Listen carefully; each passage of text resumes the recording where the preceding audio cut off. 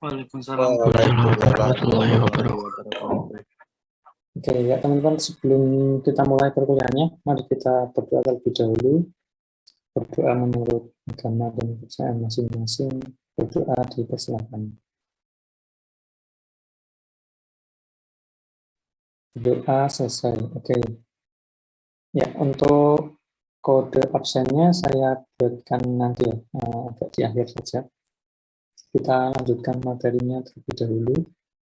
Di kemarin kita sudah membahas mengenai neural network ini. Jadi neural network ini jadi salah satu, boleh dibilang, generasi-generasi awal dari kecerdasan buatan dia, dan memang juga menjadi fondasi dari algoritma kecerdasan buatan yang ada sekarang. Mungkin teman-teman juga sudah pernah membaca mengenai algoritma AI yang sering digunakan sekarang, seperti ada CNN, RCNN, kemudian ada efisien.net. Nah, itu sebetulnya algoritma itu tuh diturunkan dari neural network dia, basicnya seperti itu.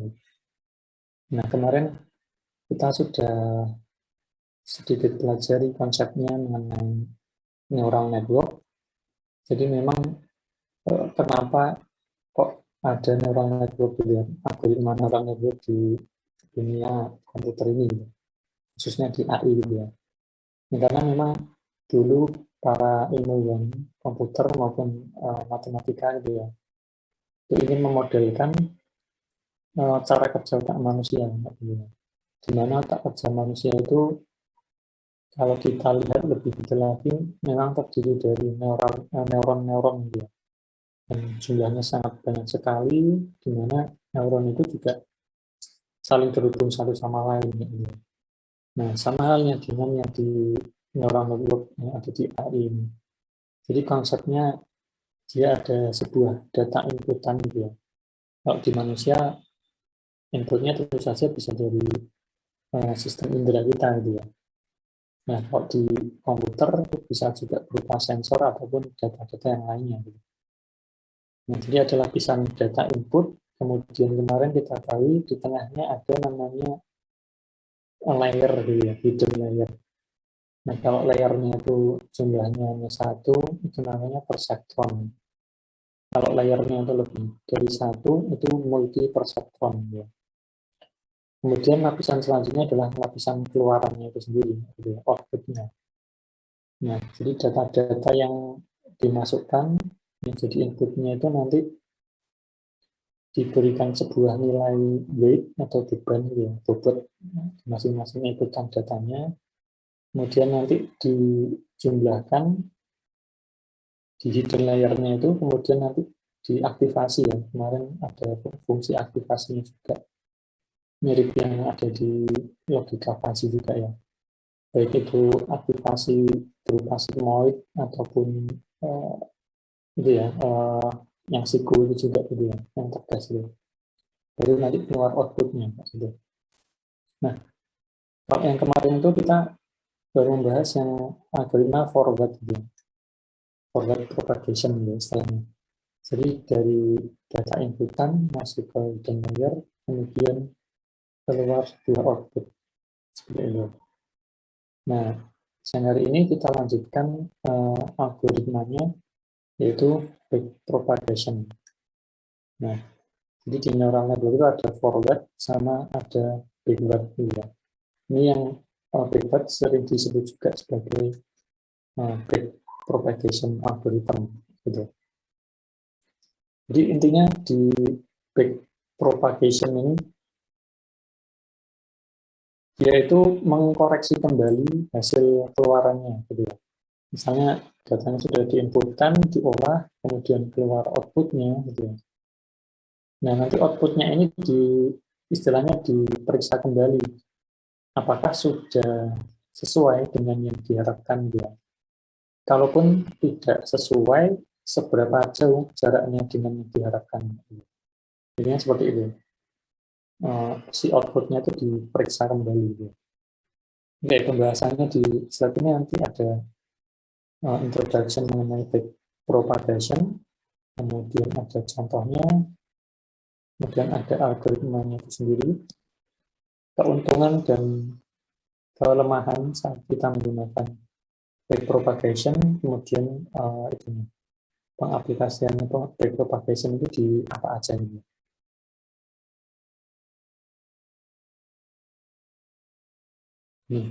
Jadi kata backpropagation itu memang diambilkan dari singkatan backward gitu. Backward sama propagasi. Backward itu sendiri istilahnya runut balik gitu. Propagasi itu propagation of error itu maksudnya perunutan error gitu ya, istilahnya pengecekan kembali errornya gitu. Kalau di sebuah sistem kan pasti ada sebuah nilai umpan balik errornya gitu. Kayak kemarin pas kita membahas logika fuzzy, misalnya kita contoh kasus untuk robot itu ya, di mana robotnya itu punya sensor untuk mengukur jaraknya terhadap dinding misalnya.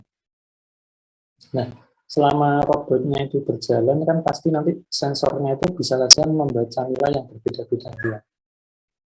Katakanlah jarak aman robotnya itu terhadap dinding misalnya 15 cm gitu ya. Nah, kalau sensornya itu membacanya 15 cm terus, artinya dia tidak ada error gitu ya, tidak ada selisih dengan yang diharapkan ya. Nah, berbeda kalau ternyata sensornya itu membacanya 8 cm atau mungkin 20 cm. Nah, itu artinya kan ada jarak ya antara pembacaan sensor saat ini dengan yang diharapkan gitu. Nah, si backward propagation ini dia akan menghitung selisihnya berapa terhadap targetnya. Nah, itu nanti selisihnya itu digunakan untuk menghitung kembali nilai outputnya seperti itu.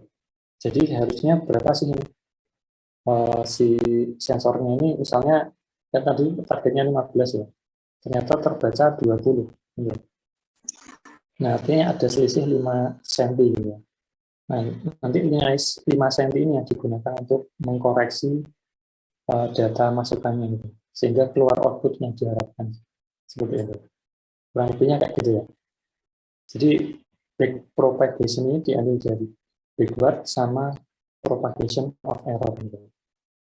Nah, jadi metodenya dia akan mengkalkulasi gradient atau selisih ya dari nilai yang diharapkan sama nilai saat ini gitu. Nah, nanti errornya itu juga akan dikenakan oleh nilai bobotnya itu kemarin kalau di itu ya di neural networknya itu ya ada sebuah nilai bobotnya gitu. Nanti ada penggambaran berupa diagram.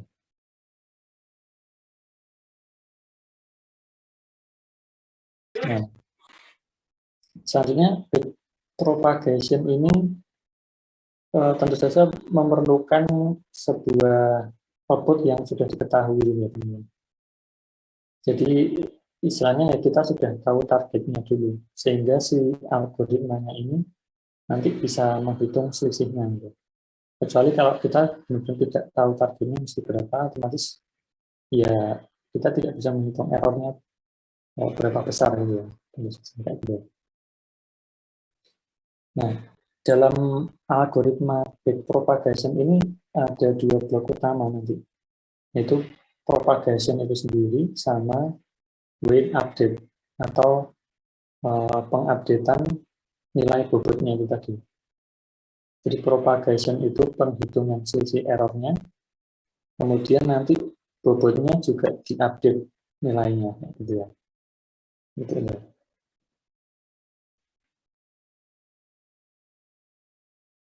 Nah, di dalam propagasi neural network yang menggunakan pola pelatihan gitu ya, itu targetnya untuk memperkecil nilai errornya gitu. Ada baik di hidden dengan di output layernya kayak gitu ya. Jadi sebetulnya proses training AI itu merupakan proses untuk memperkecil nilai error di neural networknya itu. Gitu ya. jarak antara output dengan perhitungan di dalam hidden layer-nya. Nah, ini kalau digambarkan seperti ini ya, backpropagation. Jadi ada sebuah data masukan, ya, X1, X2, X3. Nah, data masukan tersebut diberikan sebuah nilai bobot pengali, gitu ya. Nah, nilai bobotnya ini biasanya di-generate secara manual di awal, gitu ya. Diberikan, jadi data inputan itu dikalikan sebuah nilai bobot, kemudian nanti dijumlahkan di neuronnya, gitu ya. Itu dijumlahkan semua dari seluruh data inputannya. Setiap datanya dikalikan, kemudian dijumlahkan dengan data yang lainnya juga, yang sudah dikalikan dengan nilai bobotnya. Ya.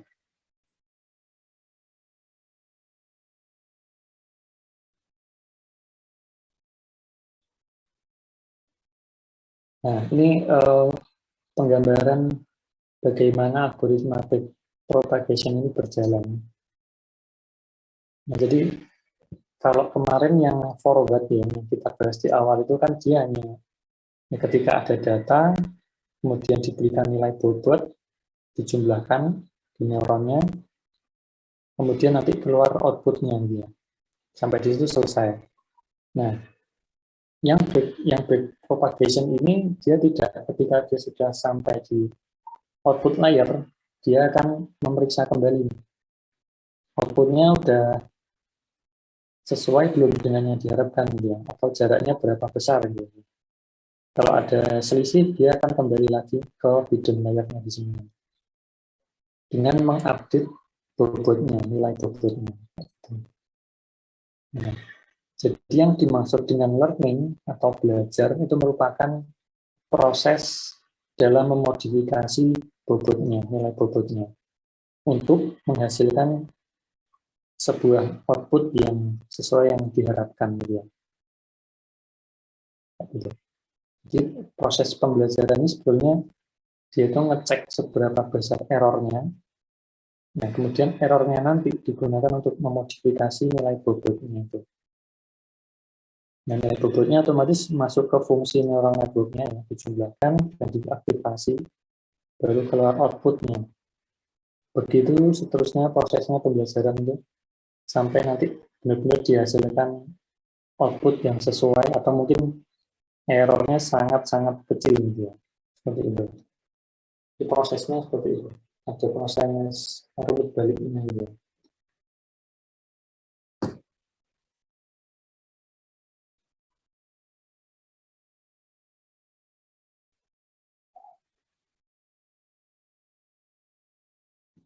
Nah, ini step by step dari algoritma backpropagation-nya. Jadi yang pertama nanti algoritmanya itu akan generate nilai bobotnya secara random dulu. Nah, ini kalau secara pemrogramannya bisa itu ya, bisa di-coding biasa ya, secara random gitu, nilai bobotnya. Kemudian nanti data masukannya itu kita ambil, kita kalikan dengan nilai bobotnya gitu. Yang step 3 ini. Jadi yang pertama initial rate-nya dibuat dulu, kemudian data masukannya diambil, yang ketiga dihitung, yaitu data masukan dikalikan dengan bobotnya, kemudian dijumlahkan di neuronnya. Nah, kemudian nanti diaktifasi keluar outputnya. Nah, di output ini akan dicek seberapa besar outputnya. Jadi targetnya dikurangi dengan hasil outputnya si neuronnya itu. Ya, gitu. Nah, kemudian nanti kalau sinyal errornya itu didapatkan, nah cara memodifikasi bobotnya seperti ini pantangannya. Jadi nilai bobot yang baru itu nanti sama dengan nilai bobot ditambah error dikali outputnya. Gitu. Gitu. Ini proses adjustment nilai bobotnya. Gitu. proses tadi propagasi itu kan ngecek errornya dulu gitu. Nah kemudian wait update-nya ya dia mengupdate nilai bobotnya yang sebelumnya kita secara random kita generate dulu. Nah ini dimana W plus AB di sini ya, ini merupakan nilai bobot yang baru, nilai weight yang baru. Kemudian yang WAB di sini ini merupakan nilai bobot inisialisasi yang pertama tadi yang sebelumnya. Nah, dijumlahkan dengan error dikali output gitu ya. Yang menggunakan fungsi sigmoid atau yang bentuknya S kemarin, menggunakan aktivasi sigmoid gitu ya. Nah, kurang lebih seperti itu algoritma backpropagation yang ini. Intinya adalah letak pembelajarannya adalah di mencari seberapa besar errornya, kemudian errornya itu digunakan untuk mengkoreksi nilai bobotnya atau weight-nya. Nah, kemudian ini selanjutnya adalah mengenai advantage atau keunggulan saat kita menggunakan algoritma backpropagation. Nah, yang pertama dia cepat dan termasuk masih simpel dibandingkan dengan algoritma yang ada sekarang yang lebih baru. Dan tidak ada parameter untuk mentuning gitu ya istilahnya. Jadi kita tidak perlu menambahkan data tambahan atau apapun yang sekiranya itu bisa untuk meningkatkan akurasi proses pembelajarannya. Karena memang si backpropagation ini tadi kan sudah menghitung otomatis nilai errornya. Gitu.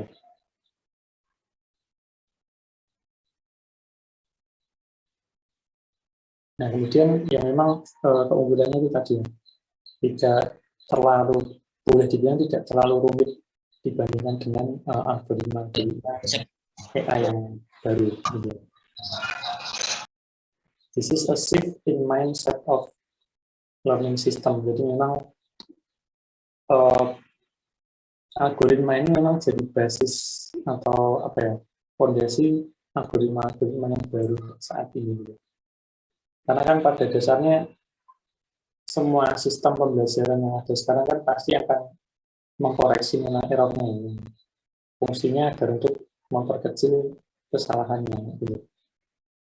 Dan mungkin sebuah sistem AI bisa saja menghasilkan keluaran yang 100% akurat. Gitu. Tapi kalau kita membuat AI dan outputnya itu sudah mendekati yang diharapkan, minimal errornya cuma kecil, gitu, nggak sampai 5% atau nggak sampai 10%, itu sebenarnya sudah cukup bagus gitu. Jadi katakanlah teman-teman bikin AI kok akurasinya 90% gitu ya. Itu sebenarnya sudah cukup bagus gitu. Kalaupun ingin ditingkatkan akurasinya, otomatis perlu ditambah lagi datanya, kemudian proses pembelajarannya juga ditambah lagi gitu ya. Agar nilai errornya itu semakin kecil, semakin kecil.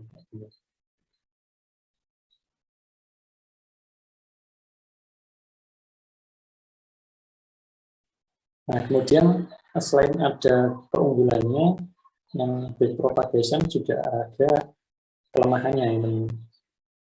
Nah, kelemahannya yang pertama yaitu dia itu sangat tergantung dengan data inputannya. Jadi istilahnya data inputannya itu kalau sudah konsisten dan memang apa ya sesuai dengan standarnya, itu bisa saja nanti AI-nya akan menghasilkan akurasi yang bagus. Tapi kalau datanya itu tidak konsisten, bisa jadi AI-nya juga tidak akan lebih akurat. Gitu. Nah, yang saya maksud dengan tidak konsisten itu seperti ini. Jadi, misalnya, ya katakanlah kita bikin sistem atau AI untuk misalnya mendeteksi sel kanker. Gitu. Nah, untuk mendigitalisasi sel kankernya kan perlu sebuah mikroskop sama kamera gitu. Nah, kalau data gambarnya itu diambil dari satu alat dan orangnya sama misalnya, itu kan bisa jadi datanya sudah konsisten ya, karena memang alatnya itu aja dan orang yang mengambilnya sama gitu. Caranya bisa sama. Nah, tetapi kalau ternyata mungkin yang mengambil datanya itu lebih dari satu orang dan alat yang digunakan juga lebih dari satu mikroskop yang berbeda-beda merek juga, berbeda-beda tipe juga, nah itu bisa jadi dihasilkan gambar yang tidak konsisten gitu. Mungkin ada yang terlalu terang, ada yang terlalu gelap, dan sudah pas gitu. Nah, data-data yang seperti itu yang mungkin akan bisa menjadi mengurangi akurasi si back propagation ini, gitu. Nah, kecuali kalau teman-teman memperbanyak data gitu ya. Jadi ketidakkonsistenannya itu sekalian diperbanyak istilahnya. Katakanlah misalnya yang terlalu terang, misalnya tadi ya, awalnya kita punya 100 data misal. Yang terlalu terang misalnya 10, kemudian yang sudah cukupan katakanlah sudah ada 50. Sedangkan yang terlalu gelap ada 40. Itu kan sangat tidak seimbang. Nah, kalau ingin lebih akurat malah sekalian. Jadi yang terang diperbanyak juga. Jadi disamakan jumlahnya ya. Kemudian yang sudah cukupan juga disamakan jumlahnya. Katakanlah yang terang 100, yang sudah sedang juga 100, kemudian yang mungkin yang masih kurang terang juga 100 ya. Seperti itu. Jadi diperbanyak lagi datanya gitu. Itu justru akan istilahnya AI-nya akan lebih banyak belajar lagi gitu ya. Akan lebih kaya akan data gitu istilahnya seperti itu. Nah, kemudian apa ya? Kekurangan dari propagation selanjutnya adalah dia itu sensitif terhadap noisy data ya. Jadi data yang ya banyak noise-nya gitu. Kalau suara otomatis mungkin ada noise-nya yang di luar yang suara yang kita harapkan, atau mungkin kalau gambar mungkin ya itu tadi ada objek-objek atau pixel-pixel yang tidak kita harapkan gitu. Misalnya ada di sel kanker, tapi pas capture gambarnya itu ada kotoran-kotoran gitu ya. Atau mungkin di bagian pojok kanan bawah itu bayangannya terlalu banyak sehingga menutupi objeknya gitu ya. Itu kan boleh dibilang juga sebagai noise atau gangguan gitu. Gitu. Nah, kemudian backpropagation ini fully metric based approach istilahnya. Jadi menggunakan operasi kayak seperti metrik gitu ya. Otomatis juga memorinya akan lumayan banyak juga.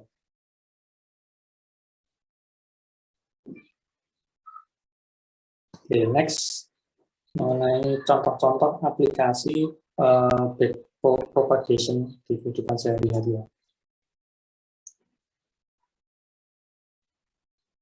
Nah, biasanya ini digunakan untuk memetakan karakter dari sebuah kalimat atau kata ya. Kemudian untuk speech recognition juga bisa, ataupun karakter recognition ya, OCR. Sama face recognition. Nah, face recognition ini juga ada yang menggunakan backpropagation.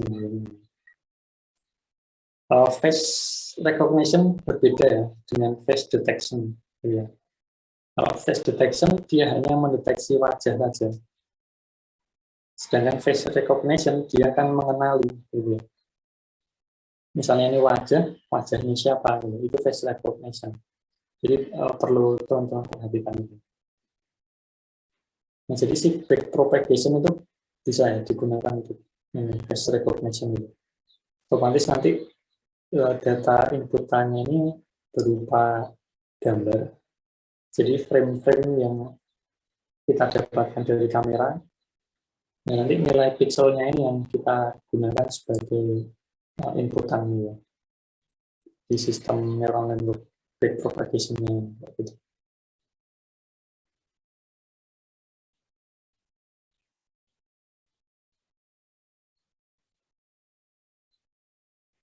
Nah, kesimpulannya, backpropagation ini algoritmanya termasuk cepat, bergantung dengan datanya juga, seberapa banyak data yang dimasukkan, otomatis nanti dia akan semakin banyak belajar juga, gitu ya.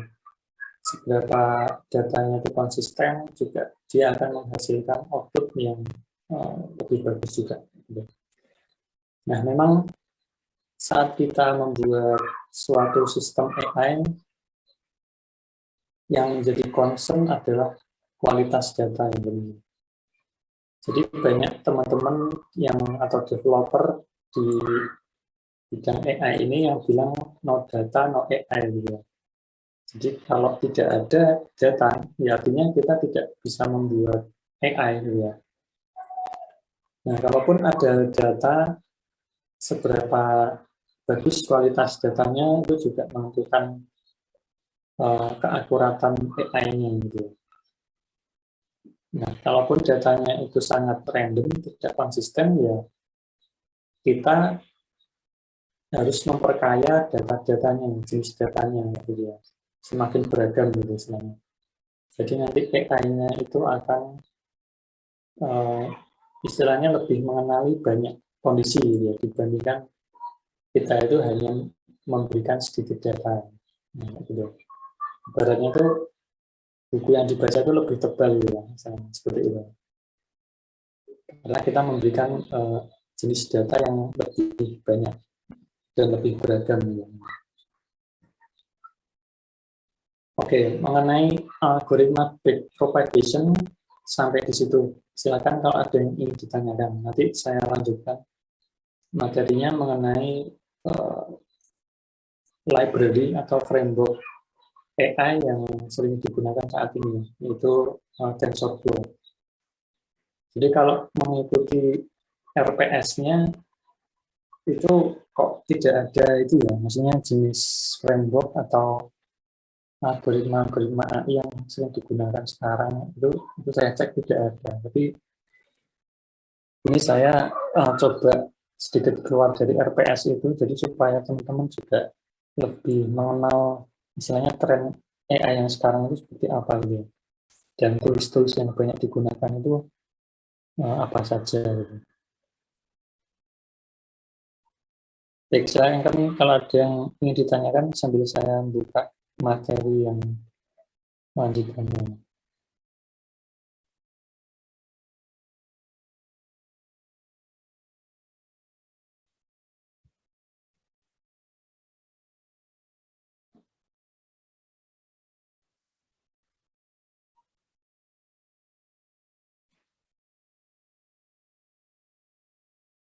Oke, kalau tidak ada yang ditanyakan, saya lanjutkan sedikit mengenai TensorFlow. Nah, jadi TensorFlow itu awalnya ya semacam komunitas ya, misalnya. Kemudian misalnya dapat dana dari Google, dikembangkan oleh Google juga gitu. Dan jadi sekarang akhirnya jadi sebuah, boleh dibilang semacam framework untuk mendevelop AI gitu ya. Nah, fungsinya framework itu apa? Mungkin ada teman-teman yang masih belum paham ya framework. Framework itu kalau kita artikan ke bahasa Indonesia kan kerangka kerja gitu ya. Nah, jadi di web pun saat kita mau develop sebuah website gitu ya, sekarang itu sudah biasanya menggunakan framework. Jadi kita tidak perlu benar-benar dari nol gitu ya, menuliskan kodenya itu tidak. Sama halnya dengan framework TensorFlow untuk AI ini. Jadi dengan adanya TensorFlow ini, seorang developer AI dia itu tidak perlu menuliskan kode dari awal ya, algoritmanya. Misalnya nih ada algoritma RCMN misalnya.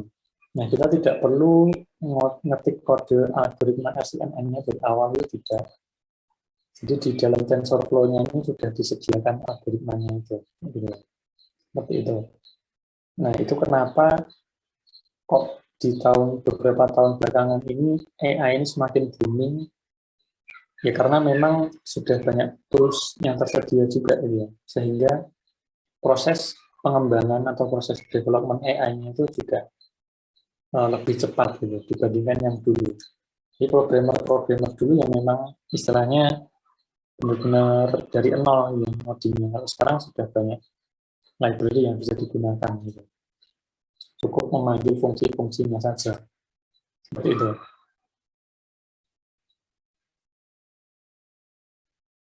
Nah, ini mungkin juga masih ada miss itu ya, pengertian mengenai artificial intelligence, machine learning, sama deep learning ya. Kalau AI itu sebenarnya ya mencakup keseluruhannya ini ya teman. Machine learning sama deep learning itu ya sebenarnya merupakan AI juga gitu ya. Nah kalau deep learning itu dia lebih ya sesuai namanya ya deep ya. Pembelajarannya itu lebih dalam dan memang kalau kita melihat bentuk neural network-nya itu tadi ya, itu hidden layer-nya itu ada banyak sekali gitu ya. Otomatis kan pembelajarannya juga semakin dalam gitu. Nah itu deep learning seperti itu. Jadi pada intinya juga AI juga gitu ya, deep learning sama machine learning itu juga kayak gitu ya. Nah ini machine learning sedikit lebih di tidak terlalu dalam ya bisa dibilang dari deep learning ya. Dan machine learning ini lebih kalau implementasinya saat kita terapkan di sebuah hardware atau sistem hardware ya, itu machine learning. Nah AI sendiri sebenarnya sudah mulai tahun 1950-an ya. Kemudian machine learning 80-an, baru di tahun 2010-an muncul konsep deep learning-nya. Nah ini sempat AI Winters gitu ya, sebagai AI gitu. Memang sebetulnya sudah sejak lama sekali AI, tapi ya memang boleh dibilang kayak naik turun gitu trennya gitu. Jadi mungkin kalau dibuatkan grafiknya yang sekarang dia semakin naik terus ya, meningkat terus gitu. Nah justru tantangannya AI di tahun-tahun sekarang itu mungkin kalau algoritmanya sudah banyak yang mengembangkan gitu, bahkan open source. Tetapi justru nanti di pengembangannya sekarang itu terkait dengan infrastrukturnya gitu. Jadi mungkin perusahaan yang mau invest di AI gitu ya. Jadi ingin perusahaannya itu menggunakan sistem AI, itu di tahun-tahun sekarang memang boleh dibilang masih sangat mahal ya. Apalagi kalau kita itu menggunakan AI-nya itu menggunakan sistem cloud gitu ya. Jadi kayak menggunakan AWS, menggunakan Google Cloud ataupun mungkin Alibaba Cloud gitu ya. Itu cost-nya sangat tinggi sekali gitu. Ataupun misalnya kita ingin bikin AI tapi on-premise gitu. Maksudnya on-premise itu misalnya teman-teman punya perusahaan. Nah, kemudian perusahaannya itu ingin mengimplementasikan AI. Nah, yang dimaksud on-premise itu perusahaannya benar-benar membangun sendiri ya hardware-nya. Jadi beli servernya sendiri, kemudian meletakkan datanya di situ, kemudian infrastruktur jaringannya juga masang sendiri, gitu. Itu on-premise. Jadi servernya itu benar-benar kita kelola sendiri. Gitu. Nah, tapi itu pun ya biayanya justru ya boleh dibilang tidak sedikit juga ya. Harus menyiapkan infrastrukturnya, tenaganya, kemudian termasuk ruangannya juga harus disiapkan. Gitu ya. Padahal ruangan server juga nggak boleh sembarangan ya, harus di ruangan yang dingin agar kinerja komputernya itu tetap stabil. Gitu. Itu juga pasti cost-nya tidak sedikit. Ya.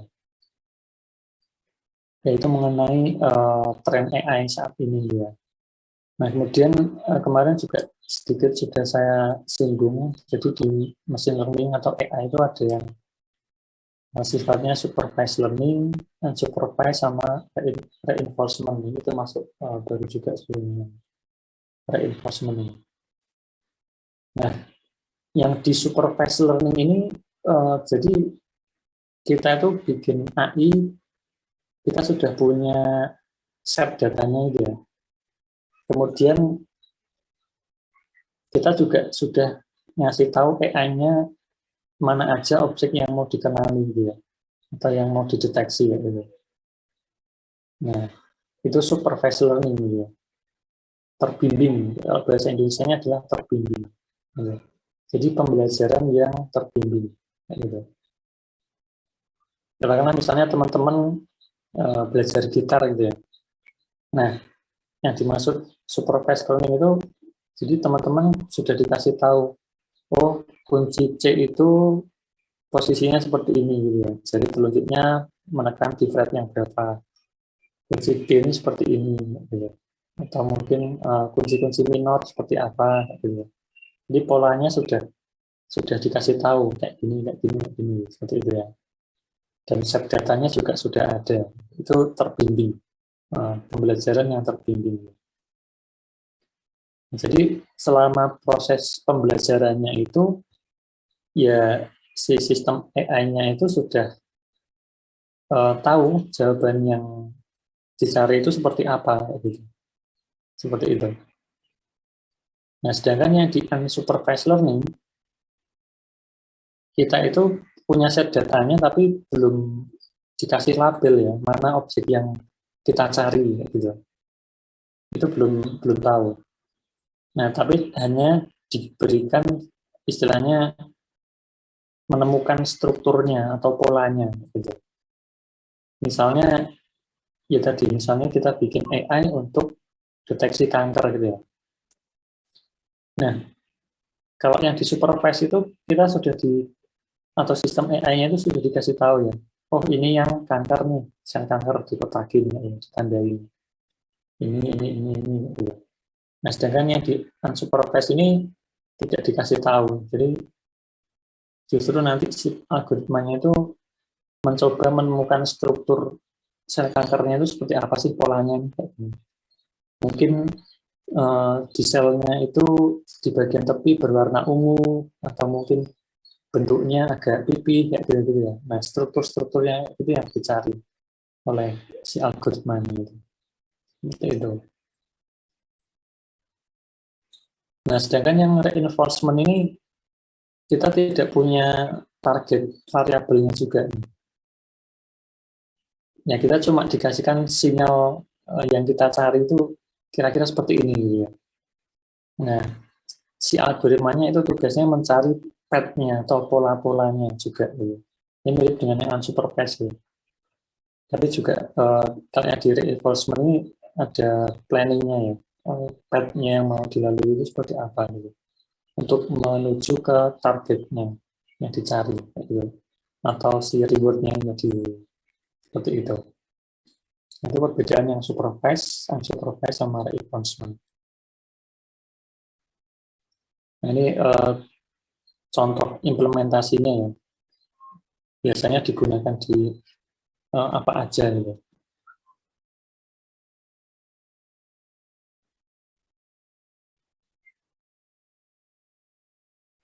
Nah, kalau yang di supervised learning, ini biasanya untuk ya, risk evaluation atau fraud detection, maksudnya deteksi serangan atau resiko ya. Bisa juga untuk memprediksi keadaan finansialnya ya. Atau recognition of image. Nah, ini kan kalau untuk mengenali gambar kan biasanya sudah dikasih tahu dulu ya. Ini gambar apa, ini gambar apa gitu. Nah, yang di unsupervised learning biasanya ini untuk item kategorisasi. Jadi untuk pengelompokan item, untuk clustering atau identity management. Jadi sifatnya yang mengelompokkan gitu ya, mengcluster gitu. Itu unsupervised learning. Semi supervised ada juga semi supervised. Jadi untuk kayak spam detection, jadi gabungan ya antara supervised dan unsupervised. Sama speech analysis, kemudian web content classification. Nah, sedangkan yang reinforcement learning banyak digunakan di robotics, kemudian di games sama self-driving car. Jadi kalau self-driving kan sudah ada polanya gitu, dan ada tujuannya.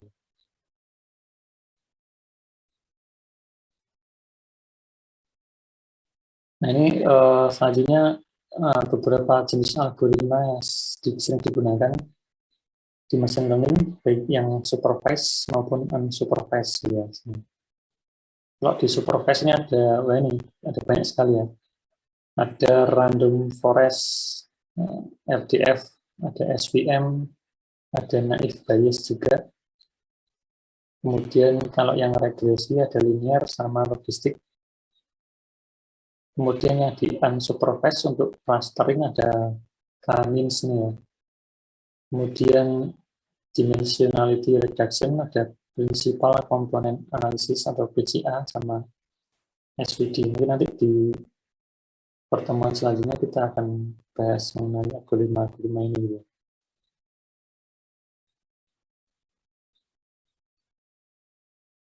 Nah, ini yang di supervised learning. Jadi ketika ada data, nanti fiturnya itu kita labelin dulu. Fitur-fiturnya ya. Tanda-tandanya, objeknya itu mana aja. Ya. Kemudian nanti di training keluar model AI-nya di sini. Gitu. Nah, nanti kalau ada data baru, nah hasil yang sudah kita training sebelumnya ya, itu bisa digunakan untuk pelabelan ya. Ini. Misalnya dari data, bisa untuk melabelin gitu. Maksudnya kayak gini, jadi misalnya teman-teman ingin mengenali gambar mana yang kucing, mana yang anjing gitu ya. Nah, teman-teman di awal katakanlah sudah punya 300 data gambar. Nah, di sini sudah punya 300 data gambar. Kemudian teman-teman sudah ngelabelin mana yang kucing, mana yang anjing gitu ya. Sudah dibuatkan AI-nya, sudah keluar model AI-nya. Kemudian misalnya ada data baru selain yang 300 gambar tadi, itu bisa langsung dimasukkan. Nah, kita langsung gunakan model AI-nya tadi yang sudah kita buat sebelumnya. Itu bisa untuk melabelin mana yang anjing, mana yang kucing di data yang baru tadi. Gitu. Seperti itu. Karena sudah bisa untuk mengenali. Gitu. Nah, seperti ini. Itu yang supervised ya.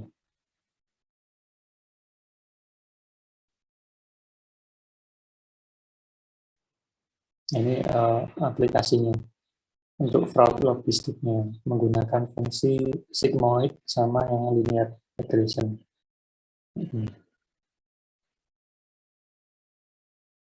Nah ini yang di unsupervised. Kalau unsupervised dia memang tidak dikasih label ya, tapi dia berusaha akan menemukan polanya atau patternnya di sini. Nah, dikenali polanya atau patterns-nya, keluar modelnya, baru nanti diklasifikasikan usernya. Ada yang warna kuning, ada yang warna hijau, warna orange. Gitu. Jadi dia belajar dari polanya, kalau yang unsupervised. Nah, ini contohnya. Mengklasifikasikan gambar tokoh-tokoh Disney. Ini workshopnya mungkin teman-teman bisa buka di sini playground tensorflow.org.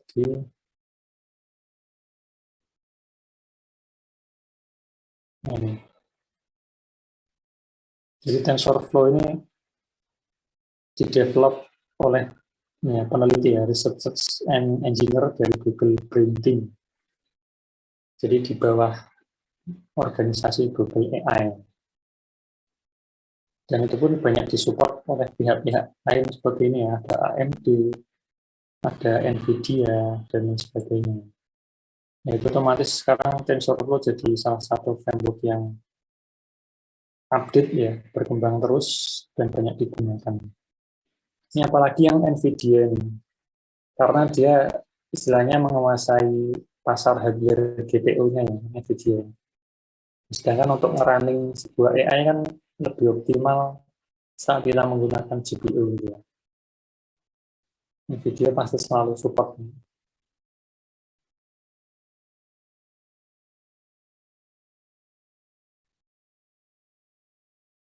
Nah, ini penggambaran mengenai level API-nya ya.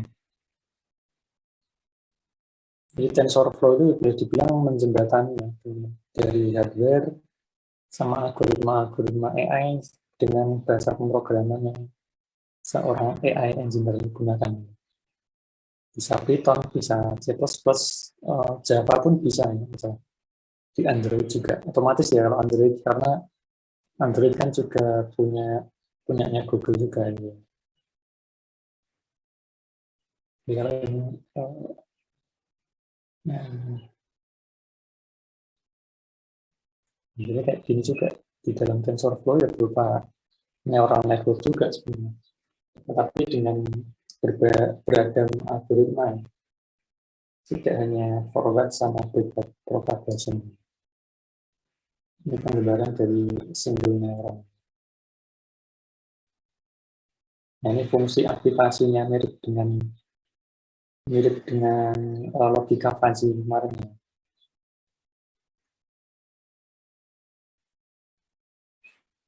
Nah, ini contoh kodenya seperti ini. Jadi sudah enak ya, tinggal manggil-manggil fungsinya aja di sini.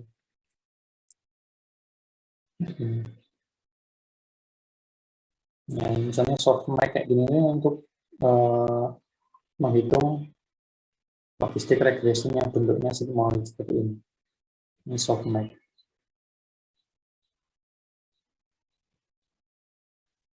Nah, mungkin ini juga teman-teman ada yang pernah dengar relu gitu ya, di AI. Ini sebetulnya juga merupakan fungsi aktivasi gitu ya. Tapi kalau digambarkan grafiknya seperti ini, relu. Hmm. Mirip ya dengan yang di logika fuzzy. Jadi memang belajarnya seperti itu. Jadi logika fuzzy jadi generasi awal di AI ini.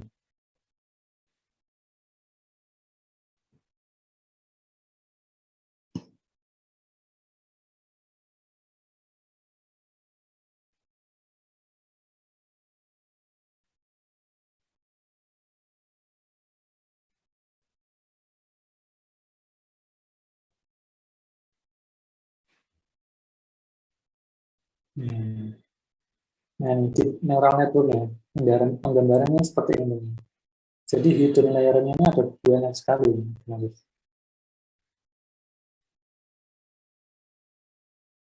Nah, itu kenapa kok saat kita melakukan proses training AI itu lebih bagus menggunakan GPU ya, bukan CPU ya. Nah, kalau di komputer itu kan ada CPU, Central Processing Unit. Itu yang kayak AMD, Intel itu ya, itu CPU. Nah, tapi kalau yang di neural network, dia biasanya running-nya atau training itu menggunakan GPU, Graphic Processing Unit. Nah, biasanya menggunakan VGA itu ya, kartu grafis. Karena memang kalau yang di GPU, dia itu lebih cepat ya, proses cycle-nya. Setiap putaran pemrosesan datanya itu lebih cepat menggunakan GPU. Nah, termasuknya yang hobi mining Bitcoin itu kan biasanya juga menggunakan GPU. Jadi sekarang toko-toko komputer kalau ditanyain kartografis biasanya banyak diborong sama orang-orang yang mining Bitcoin ini. Karena memang proses mining itu menggunakan GPU, prosesnya lebih cepat untuk mining Bitcoin. Gitu ya.